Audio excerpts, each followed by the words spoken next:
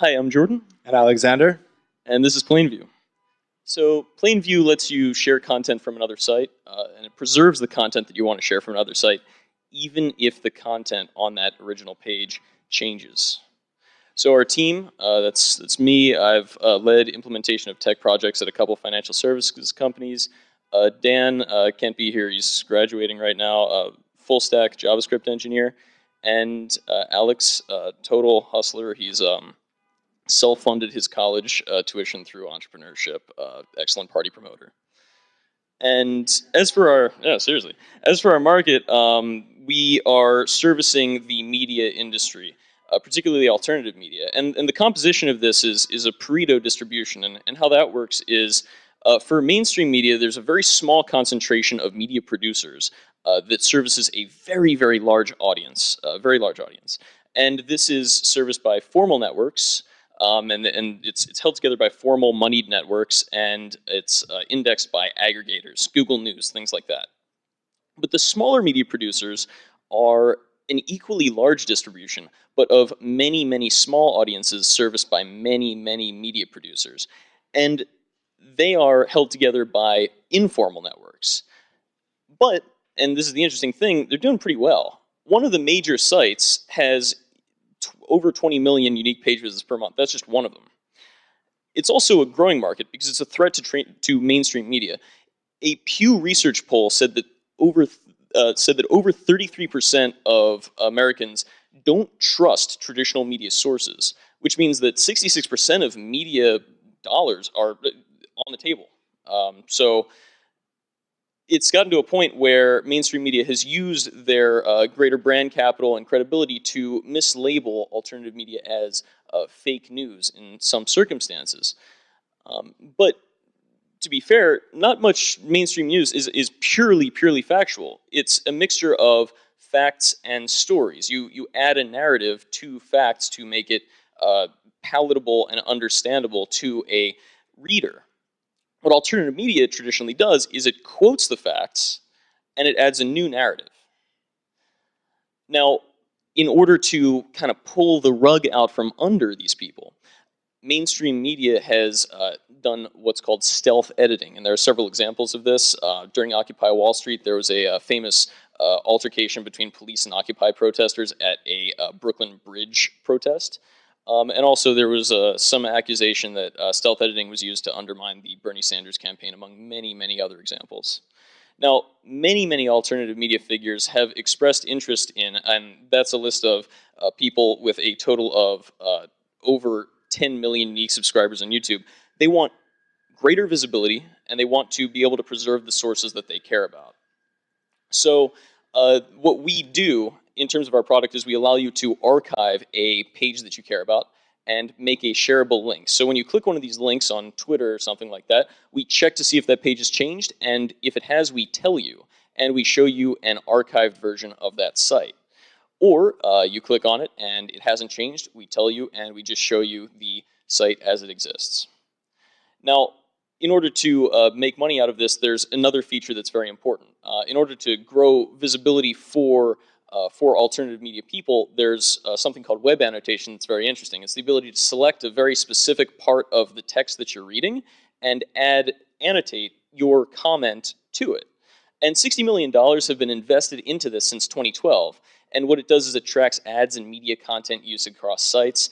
And it's usually based on browser extensions, but there's a huge chicken and egg problem associated with this, because you have to download the extension, you have to log in to contribute, things like that, and that's extremely difficult, and nobody's cracked that yet. So what we're going to do is automatically annotate.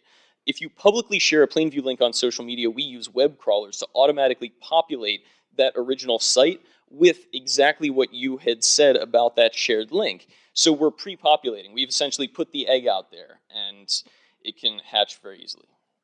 In terms of the landscape, we've identified it as online content sharing. So the usual suspects, social media platforms, you can pretty much share anything, but it's stuck on that platform. All of the major competitors for annotation are down below, and there are a few other archival services that don't show major changes between news. They don't track stealth editing, things like that. So that's us at the top right.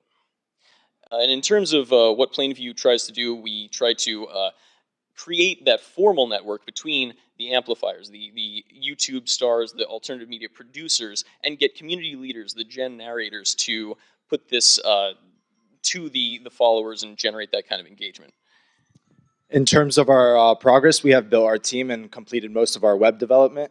We've launched our archival services, and our API is completed. In this summer, we plan to pilot the archival and annotation services. With our projected user growth, we're able to keep the costs very low and minimum. However, if our user growth increases rapidly, we need to offset those costs, which we're looking for investment for. That we're seeking out today. Thank you. Thank you.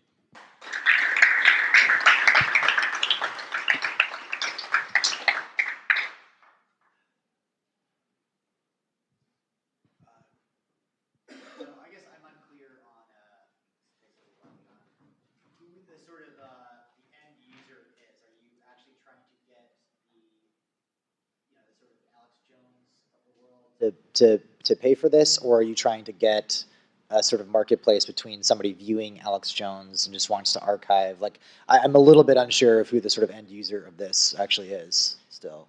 So in terms of the end user is the alternative media producer and their audience, as well as any potential audience on social media who may be interested in engaging with it, because using the archival and the annotation everywhere, they'll see it and they'll be interested in it.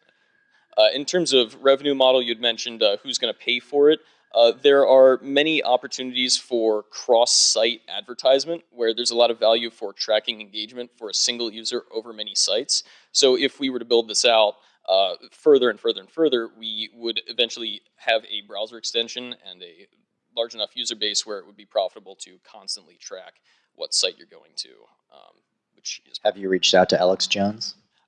We will be very, very soon, and it's going to be interesting. Can I see the slide that you talked about identifying community leaders, and then there was a next step, and it went too quickly for me, Okay. at least. Community leaders? How are you identifying the community leaders in these platforms? Oh, so in terms of community leaders, there are lots of subreddits that are associated with a lot of alternative concepts. So think about the different parts of the political spectrum. There are little conspiracy theory groups. Also, like even things like entertainment. There are little subreddits which have very highly engaged community leaders and moderators, and those are the people who are usually driving that content onto Facebook, making memes, things like that. So some moderators, but that they're not. I mean, are they reachable by you? Those moderators? How are you going to reach them? Oh, well, the platform for Plainview allows you to see what the amplifiers are doing, and the people who end up sharing that stuff on Reddit and Facebook and things like that. So you're tracking their activity as well. You have staff doing that.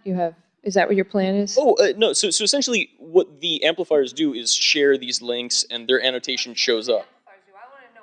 I want to know how you're going to interact with the community leaders. I get with the amplifiers. Well, because the amplifiers are doing that, the gen narrators see that and then turn that into secondary content that goes to followers. I'm sorry, I was misunderstanding. I see that you're just explaining how the content grows. Okay. Mm-hmm.